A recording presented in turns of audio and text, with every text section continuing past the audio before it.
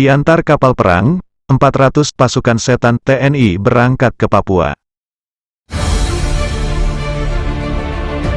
Kapal perang KRI 592 Banjarmasin mengantarkan 400 pasukan yang tergabung dalam Satuan Tugas Pengamanan Daerah Rawan, Satgas Pamrahwan, ke wilayah Papua. Ratusan personel yang dijuluki pasukan setan ini dikirim untuk mendamaikan wilayah Papua. Upaya pelepasan 400 personel Batalion Infanteri 315, Garuda Kodam 3 Siliwangi itu dilakukan di Lapangan Mulyono Silam, Dermaga Kolin Lamil, Jakarta Utara, Senin, tanggal 24 Mei tahun 2021. Pelepasan ratusan personel TNI tersebut dipimpin langsung Pangdam 3 Siliwangi Maijen TNI Nugroho Budi Wiryanto dan dihadiri Inspektur Kolin Lamil Laksma TNI Frendi Hasaragi.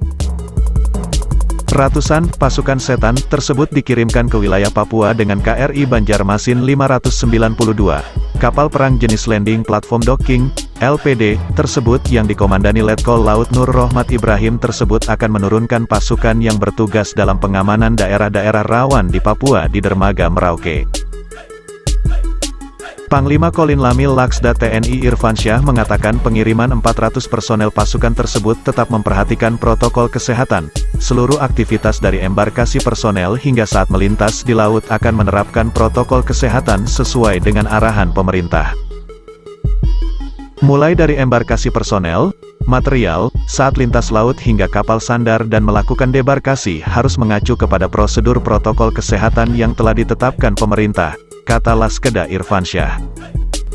Selain menurunkan pasukan di daerah operasi yang telah ditentukan, KRI Banjarmasin 592 akan menarik pasukan Satgas sebelumnya yang telah bertugas selama 10 bulan.